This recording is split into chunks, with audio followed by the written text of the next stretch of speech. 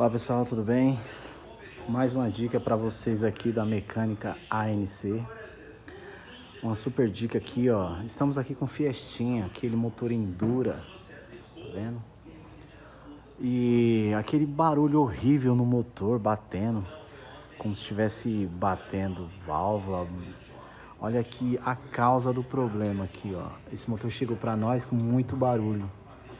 Olha a situação aqui da corrente, tá vendo? Não sei se vocês conseguem ver. Aqui, ó. A corrente está solta, quebrou o tensor aqui, ó.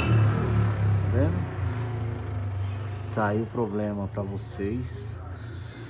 Aquele probleminha chato. Motor Endura. E para arrancar isso aqui, a gente tem que arrancar a bomba aqui, ó. Arrancar essa polia, arrancar o cárter. Para arrancar o cárter desse motor, dá um certo probleminha. A gente vai dar uma limpadinha no pescador também. Tem esses dois parafusinhos, vocês têm que afastar o câmbio, tá vendo? Tive que dar uma afastadinha no câmbio, vocês conseguem ver, ó. Afastei o câmbio para tirar esses dois parafusos que fica atrás aqui, ó. Entre o câmbio e o cárter. É trabalhosozinho, mas gratificante. Beleza, galera? Tá aí mais uma super dica pra vocês aí, ó. Motor Endura, aquele barulhinho. Barulho chato, tá bom?